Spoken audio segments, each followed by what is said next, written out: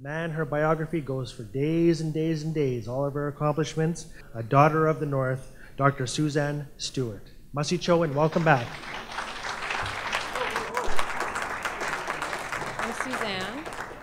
Most of us in this room know who Canada's Indigenous population are. According to Statistics Canada, there are about 1.1 million Indigenous people. That's about 4% of the population. Currently, about 60% of that population almost lives in urban areas, and every year that number actually grows exponentially.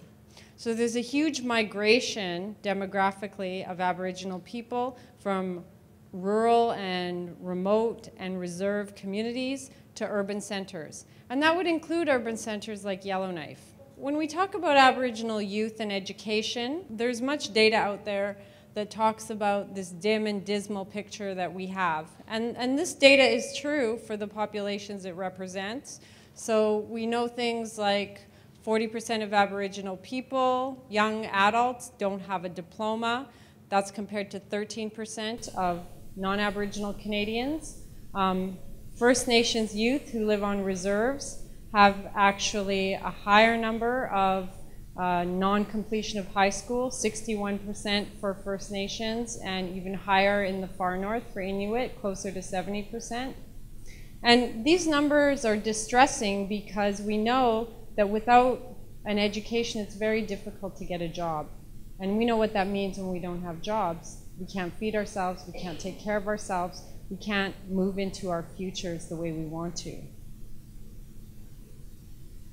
However, and I talked about this morning, it's very dangerous to start to think about things like low educational achievement for Aboriginal students when the data that we have is based on what is actually only a percentage of the population. Most Aboriginal students in Canada actually don't live on the reserve, right? We already established that earlier. 60% of the population lives in urban areas, which means they go to schools that are not on a reserve. And in fact, many students who live on reserves don't go to schools on reserves. And many students who live in places like the Northwest Territories aren't subject to band-run schools the way other First Nations are. And that's where all of this data about First Nations high school completion and attrition rates come from. So given this sort of wide range of contexts for where Aboriginal young people go to school, it's really in our best interest as consumers of this knowledge to resist this urge to oversimplify what we know about Aboriginal education. The truth is that most Aboriginal students go to school off reserve, and most of those Aboriginal students finish high school, go on to complete secondary school, or at least they do well in school, but their data is not captured in this information. So we need to really think about that before we start making generalizations about how poorly Aboriginal students do in school. Let's talk about the picture of unemployment in Canada for Aboriginal people, just for a minute. So we know that every year more and more Aboriginal people are moving into cities. They're moving to Yellowknife, they're moving to Edmonton, they're moving to Toronto, they're moving to Saskatchewan or to Saskatoon. Well, in theory, if they're moving into cities, wouldn't we imagine that they would be getting more jobs? The reason most people leave their rural, remote, or reserve communities is in search of jobs, is in search of education that they're not finding in their isolated communities. And that's part of globalization. And we all know about that, and we all know what that means in our communities. But in fact, in 2006, and that was the last census data, the unemployment rate for Aboriginal people was double the national average. For Aboriginal youth specifically, that rate is even higher, so it's 2 to 3 times higher for Aboriginal people than non-Aboriginal people under the age of 24. And what this suggests to me as a researcher, that there are actually barriers that exist for employment for Aboriginal people that aren't just to do about accessing employment or having education, because we already know that people can access employment because they're in cities where there's more jobs, and we already know that Aboriginal people have some levels of education, right? So what is it? Well, one answer can be sort of looked at in this current picture as understanding that current models of career development and career support that students get in high schools and in the community are not really working for Aboriginal youth. Why is that? Because they're not culturally compatible. They don't take into account cultural identity and what that means for employment for young people or for adults from Aboriginal communities. Career counseling programs or career development programs don't usually take into account that culture is a central aspect of Aboriginal people's lives, and that actually affects the jobs people choose, why they choose their work, where they choose their work, how they do their work. And further to that, mainstream employment agencies and support programs don't actually offer any type of career training that takes into account what the cultural influences are on young people. Not just Aboriginal people, but all people.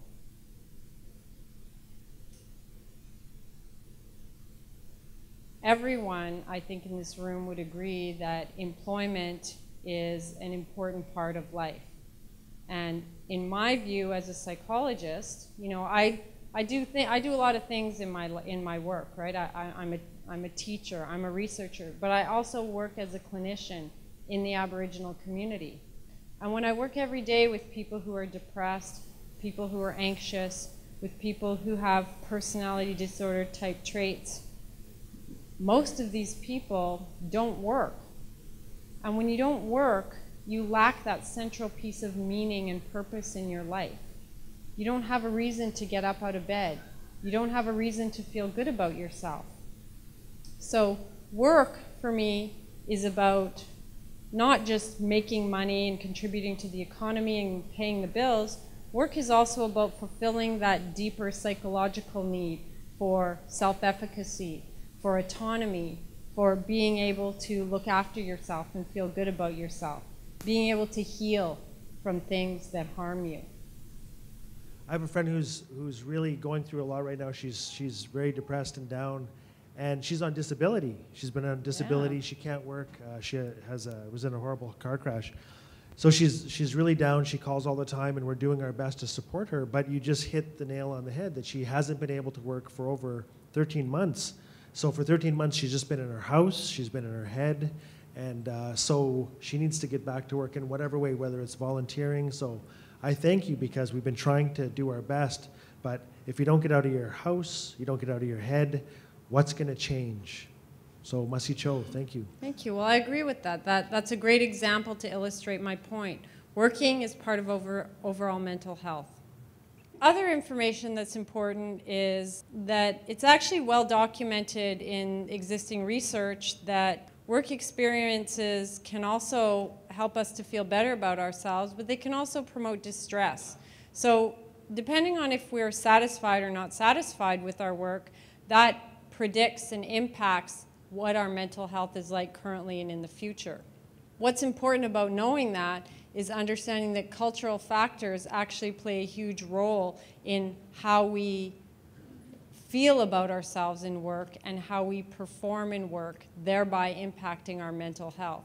And that's the piece that hasn't been examined in the literature and hasn't been examined in career supports for people, including Aboriginal people. So let's keep going on this train of thought with.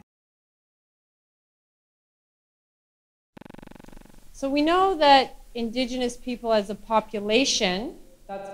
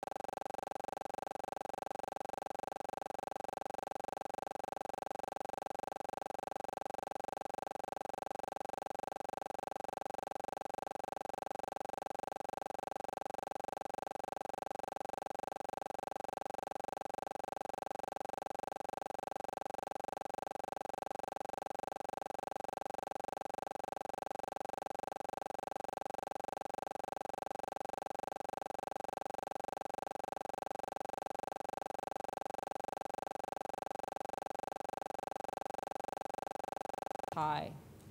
We know violence is high. We know that statistically Aboriginal people are more likely to go to jail than to finish high school. We know that the cause of death due to alcohol is also higher than for non-Aboriginal people. Despite this crisis of mental health problems, there is a perpetual and chronic underuse of mental health services, well documented by Aboriginal people in Canada. And that's mostly because the medical model of mental health services does not work for Indigenous people because it does not focus on spirituality or cultural identity. And what the research says is that most Aboriginal people do not return for counseling, psychiatry, or psychological services after the first visit if the approach taken by the professional is not somewhat adapted to a cultural model of healing.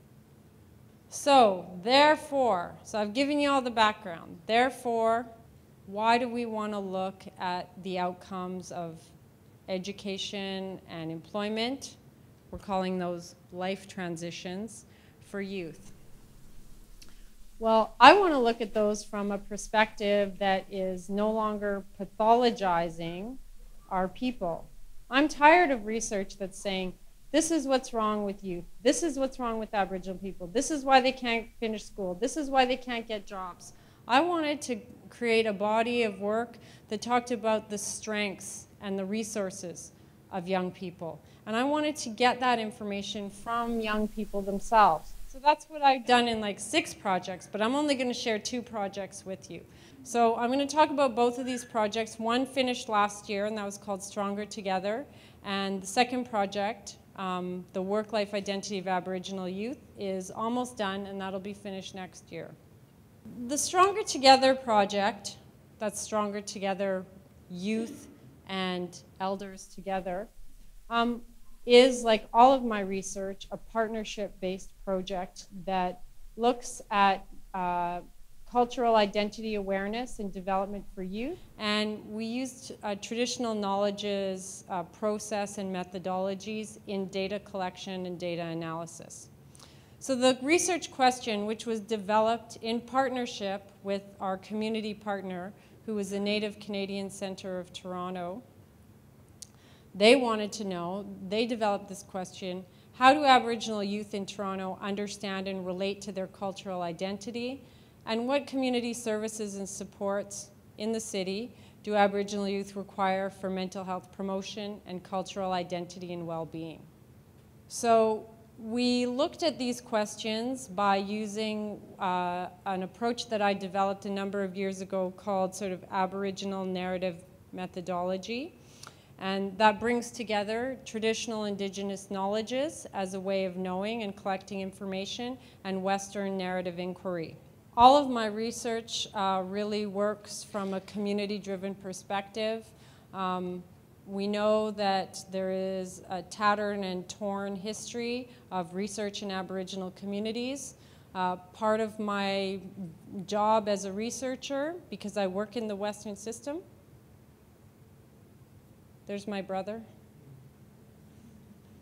I work in the Western system. I feel like it's my responsibility as a researcher to start to repair that relationship. So I do that by creating community-based research and talking about and bringing healing into the process of research itself. Because healing can exist in research when the research is created and carried out and completed to benefit the people that you're doing research with, not to benefit the researcher.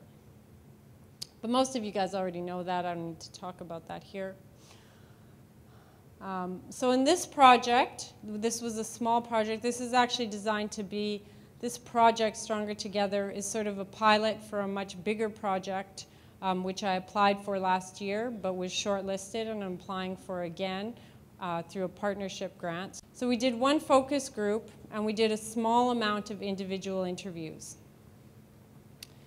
And the data was analyzed in the focus group by the focus group participants themselves. So the focus group was comprised of Aboriginal youth who were asked these questions that I posted earlier. And then the youth sort of broke the questions into codes and categories and grouped them according to themes. So from this focus group, we came up with 4 meta-themes, the participants did, about what was important to youth and identity and community development, and outcomes related to employment, of course. And the youth felt that things like early influence, education, and community were really important to them as far as what supports that they needed. But when they talked about identity, they talked about identity in 2 ways. They talked about their identity within mainstream culture, and then they talked about their identity within the Indigenous community. And they saw these as 2 really different experiences. So when they talked about community as being important to understanding who they were and what they could do with their lives, what they were really talking about is needing to access Indigenous knowledge as a part of education to help them feel good about themselves. That's what they said made them feel good about who they were. Many Aboriginal youth said that they also had a negative association with their traditional culture, and many youth that they knew had dismissed their culture. And many youth are actually sometimes not interested in participating in their culture because of these bad experiences that they've had. If youth were not involved in their community, per se, they felt like it was very difficult to access any information about culture, identity, or language. You know, so if they didn't feel safe in the Aboriginal community, they had no way to access traditional knowledge. Youth also felt that when they were active in their community, it provided opportunities for leadership for them, and that it was a positive thing. When they talked about early influences, youth felt that early childhood experiences, particularly with family and community, both positive and negative experiences, really had a strong impact on how they later developed their connection to culture and identity. That's obvious, I guess, but when you hear it from youth, it seems much, much more important.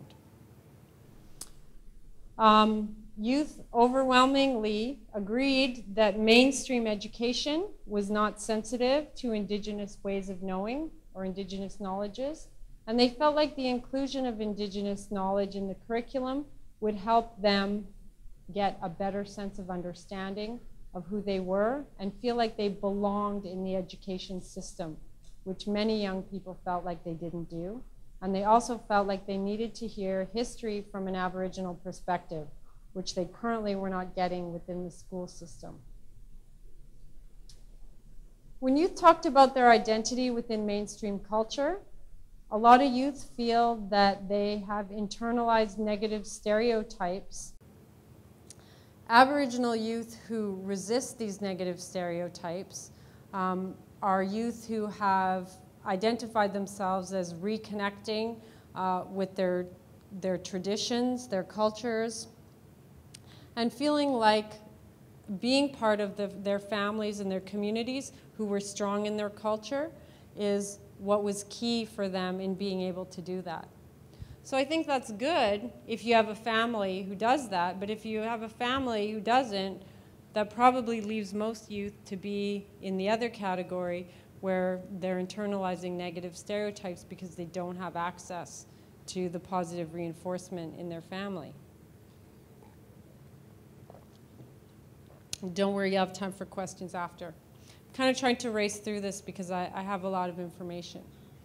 So we also got some results from the individual interviews, and these were around overarching themes of community, again, the same as in the focus group, traditional involvement, peers, identity, and racism as the important things to the lives of youth.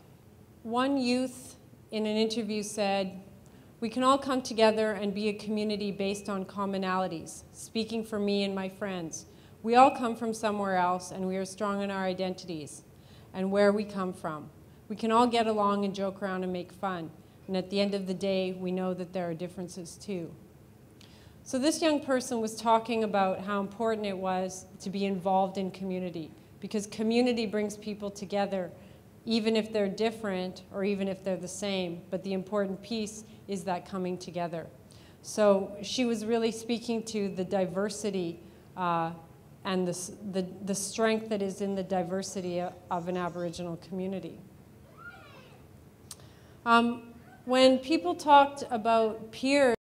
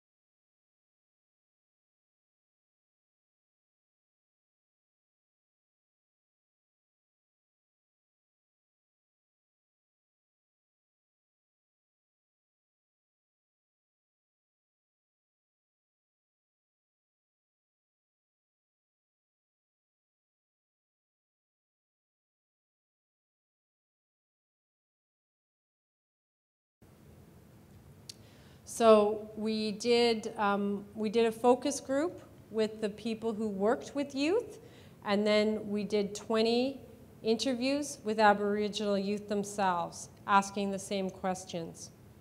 And I don't know why the questions aren't up here, because I was probably tired when I did the PowerPoint, but the questions centered around things like, what are your past, present experiences in the workplace? How do you feel like those could be improved in the future? Have you ever experienced any barriers in work? If so, what were they? What do you feel like the strengths you have as employers? And what do you feel like the strengths are of Aboriginal youth in working in Aboriginal or non-Aboriginal environments? Those are the questions that we asked. So the results that came from these interviews, and this is probably what people are most interested in, are that there's a big issue with cultural respect in the workplace. Cultural identity in the workplace is probably the biggest issue for youth, and around that, youth continue to feel, as do the employers, that racism and oppression are the biggest problem in finding and keeping work, and that the one thing that helps them keep work the most is being inspired by other young people who do well. So basically, when we talk about the need for cultural respect in the workplace, what they were saying, the employers were saying, and the youth, is that sort of traditional Western human resources didn't really cut the mustard for meeting the needs of Aboriginal employees. There was often a lack of cultural awareness and respect. There was a lack of resources for Aboriginal employees. And employers needed to get education to understand what the strengths are that Aboriginal youth and employees in general bring to the workplace, that those were often overlooked. One person said, youth need to find business opportunities that are culturally sensitive to their needs. And I think that's, pardon me, my throat's dry. I think that's sort of sad that our people have to go out and find jobs that will adapt to them rather than jobs that will adapt to the needs of our people.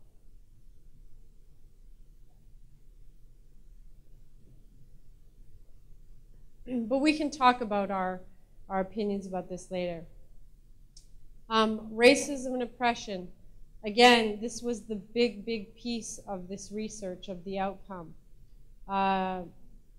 Employers and youth both felt that there needed to be an advocacy and an action plan in place for Aboriginal youth who are working, who are developing their careers. There is misguidance and lack of support by employers, both in the Aboriginal community and outside the Aboriginal community. In the workplace, there is a lot of negativity and oppression and isolation experienced by Aboriginal employees. Systemic oppression remains high and exists at every level. And that when Aboriginal people experience this in the workplace, what happens? They feel defeated. They have low self-esteem. They don't want to go on. So it impacts their mental health. One participant said, some employers don't want to work with Native youth because of preconceived notions of Native people. And I think that says it all.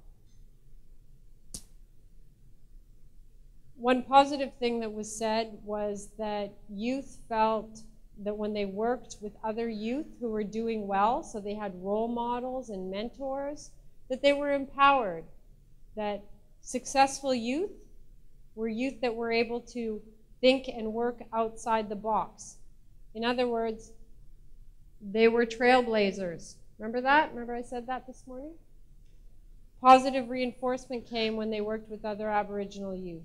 They felt confident, there were more business opportunities, and they felt like the leadership was healthier.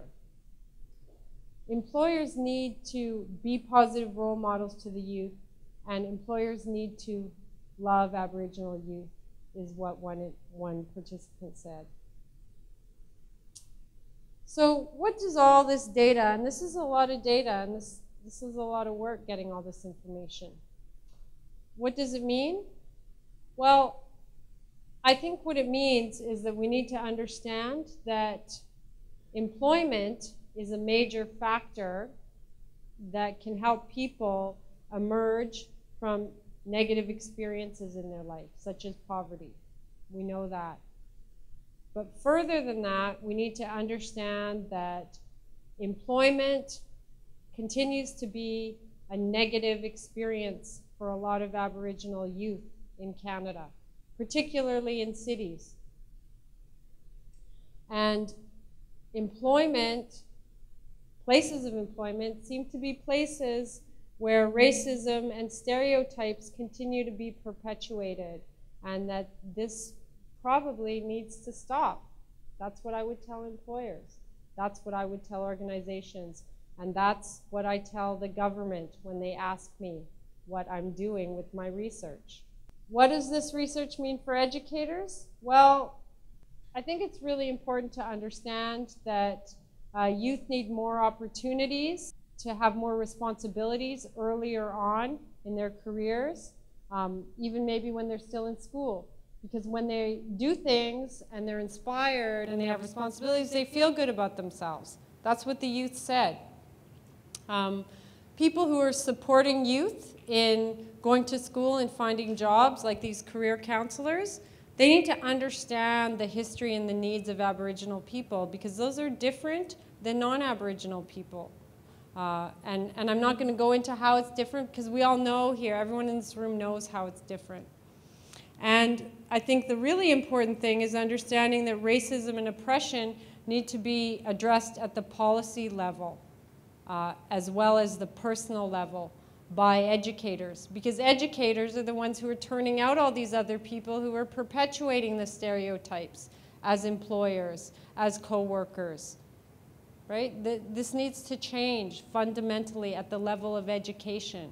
That's how racism and oppression stops, when we educate people about the history of Aboriginal people, about the history of colonization, and about understanding what colonization looks like today.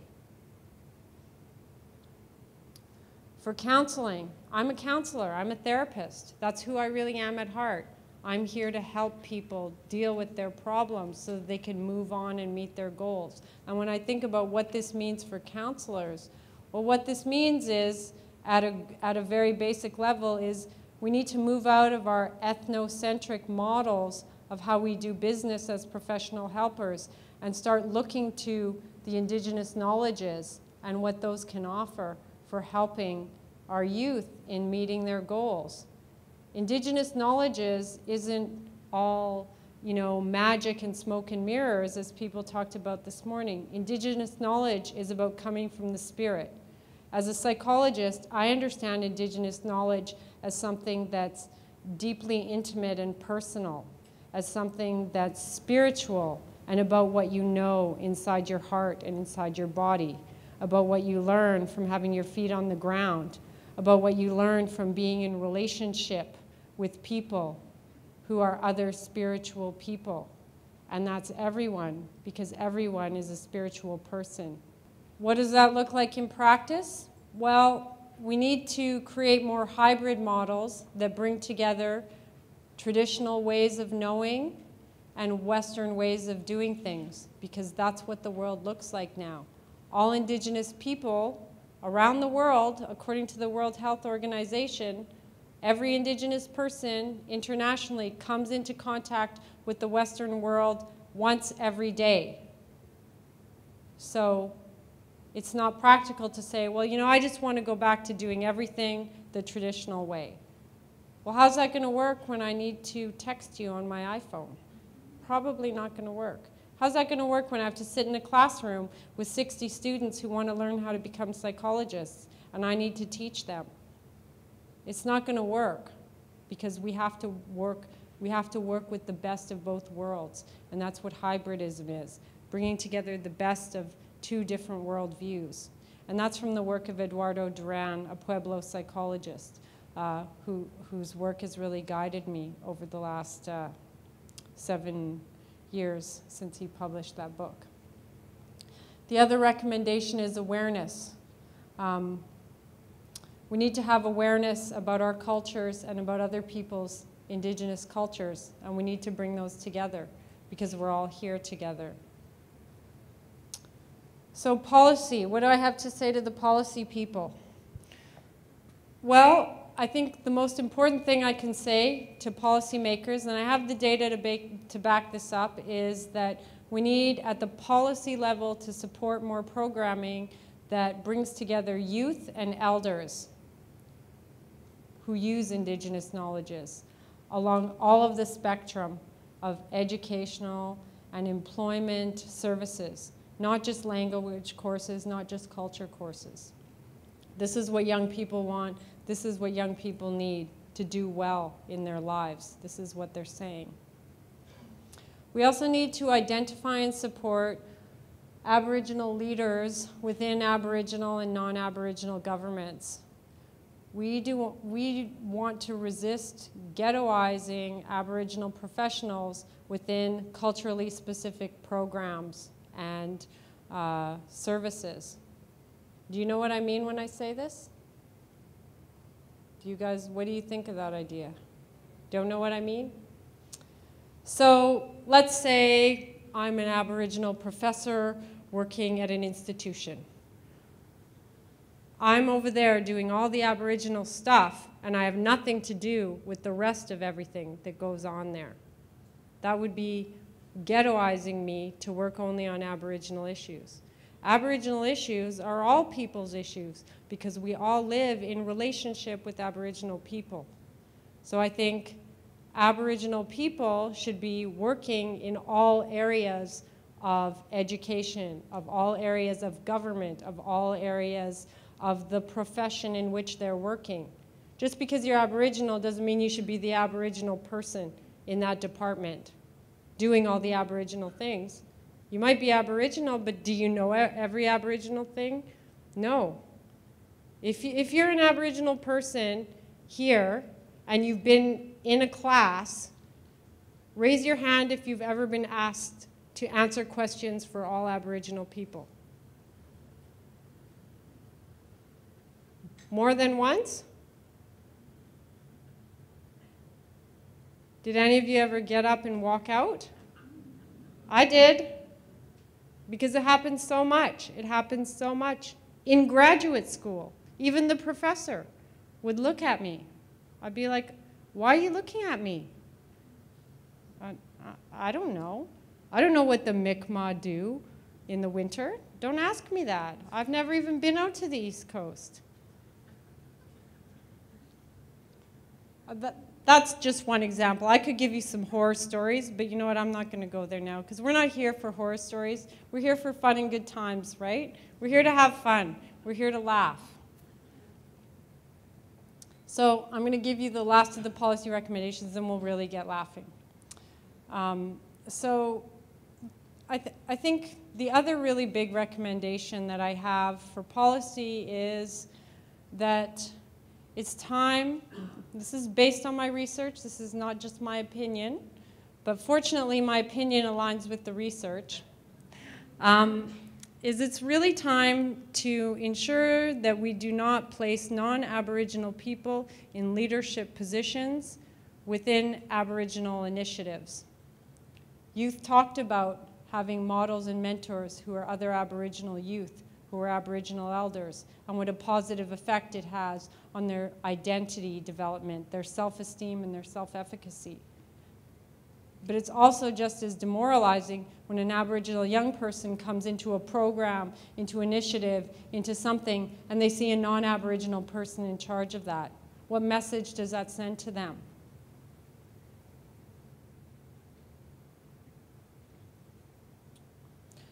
Racism and stereotypes are still the most prevalent barriers to successful outcomes for young people today in our society. Those are things that we can and need to work on. The influence of family and community of traditional culture has not only a buffering effect, but a healing effect on this and other harms that have been done to our people. So let's keep bringing out our traditional knowledges. Let's keep working with our traditional people, with our elders. Let's keep listening to our heart and our spirit and our bodies and listening to what the young people say. And that's about it. That's all I have to say. So.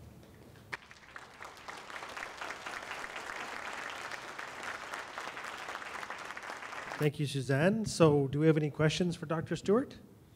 Thank you for your presentation. It was really, I guess, for me, there was a lot of things there that you said that were food for thought, but there's also other stuff that I challenge, mainly because, maybe I'll give you a history of myself. My name is Joseph Tidlici. I'm from Whitehorse, originally from Fort McPherson. I went through the residential school. I went through grade 12. I spent 20 years out on the land. I moved into the city, so I consider myself an urban Indian. But also, I have the balance of two worlds. In your presentations this morning and today, this evening, you never mentioned anything about family dynamics and also who has the responsibility. You know, we can talk so much about the negative stuff, statistics, everything like that, all the negative stuff. But we also have to, and you mentioned there the strengths. And if we can focus on the strengths more than we talk about the negative stuff, I think we're on the right track. I think also too that family family dynamics is a real crucial part of success in regards to bringing up youth. We've gone through a lot of oppression, we've gone through a lot of racism, but in my life, I don't choose to go there. I've experienced it, it's behind me, I'm going to leave it behind me. I've gone through residential school, I've gone through intergenerational trauma, but that's behind me. I don't want to put that on my children. There's programs available now where residential school is going to be put into the curriculum. What benefit is that going to do to our youth? Why do we need to show them the trauma that happened on children? So I just want to throw that in because I think it's a really no-no. And personally, you know, I have two boys. I've never talked to them about my school experience because they don't need to know. They have a fresh start. When they were born, they didn't have to go through residential school. So why put that in front of them and say, you know, I went to residential school and all this stuff happened to me. They don't need to know that because they're pure and innocent. And I think we need to focus on that. Family dynamics, very important. Family needs to take responsibility in order for youth to take success. Because we're gonna, as I think family, we have to give them the values and we have to give them the traditional knowledge that's gonna put them on a solid foundation to deal with the situations that come up in life. I really think that's important because maybe because I experienced it and I lived it and I'm trying to break the cycle. I broke the cycle many years ago. 20 years ago, I broke the cycle. And now I can say in a real good way that I think my kids are on the road to success because of the values that I've instilled in them, the values that my wife and I instilled in them. And I think that's important because family has to be a piece of the puzzle. And once you take that responsibility away from the family, that's where we're going wrong, I think, because too many times, and I worked in the communities, quite a bit of communities. I work in the residential school file in Whitehorse. Too many times, we give that responsibility to a department or a different group. And I think that's wrong because we take away the responsibility that we have as parents. And my job as an Aboriginal person is to make sure that my children have that balance so that they can go out on the land and they can experience everything that the land has to offer and be successful and be comfortable out there. But also they can come back into modern society. You call it Western society. You can go into modern society and also be successful there. So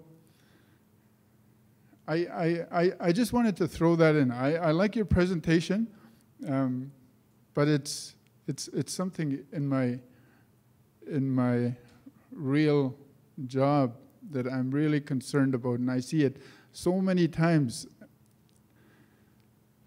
And it's to instill so much good values into the child, because you talk about success. Well, in real life society, you know, what do? We just push our kids right through to grade 12. The system does that to us.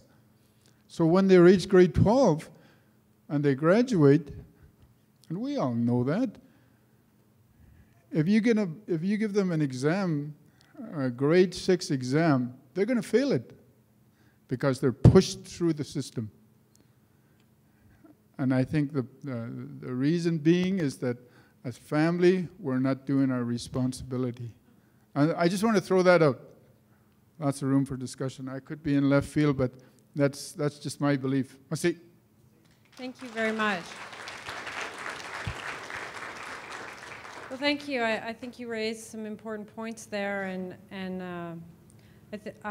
I think it's quite true that everyone has their own way of understanding and handling how traumatic experiences have affected them and how they want to handle them within their own family context. I think as a society, Canada has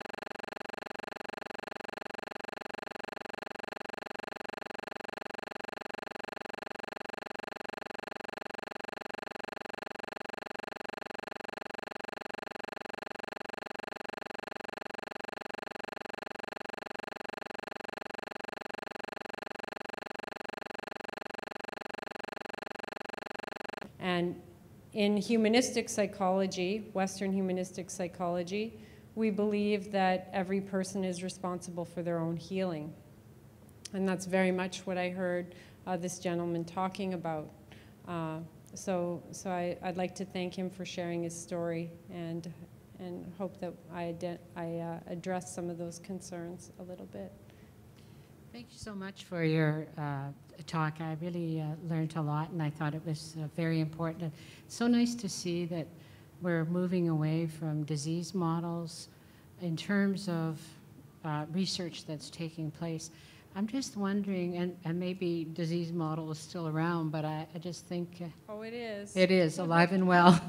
I'm just wondering, in the next 5 years, is there emerging trends that you think, or gaps in the research now that you're engaged in, and people like yourself who is engaged in, big gaps that they're trying to address? Or I see what you've done with the youth. For instance, I was curious if you had seen big differences, say, between in gender youth, like female or male. Well, it's interesting that you should bring that up. So one of my graduate students just completed her postdoc on she did her doctorate degree on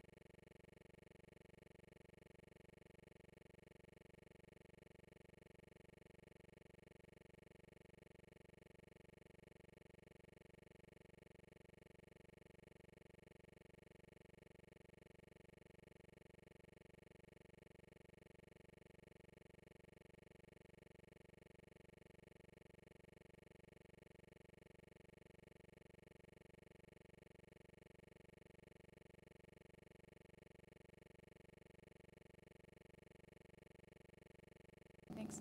My name's Rosanna, and I moved here about a year ago. I come from Ottawa. My mom's German, and my dad his family comes from England and Scotland. And I really hear what you're saying, that the education system could use a lot of help, and there's a lot of information that's not passed on. But coming from the first person's question this evening, I also do have concerns about how it's not a very safe space as it is, and so how would you recommend bringing a decolonizing force into our mainstream education system? Like, how would you recommend it becoming a space where people explore their own assumptions and stereotypes? I just wonder if you have some thoughts on how that could happen in the current education system that we have. Thank you. so first of all,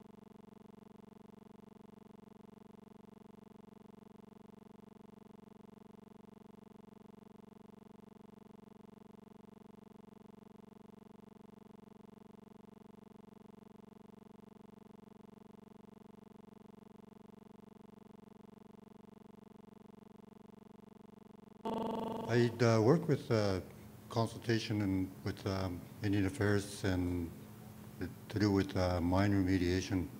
And I really enjoyed your talk on the education part of it. The leadership and the elders have always told us to involve youth in our the work we do, in particular the science people that I work with. And so we introduced Introduction to Science.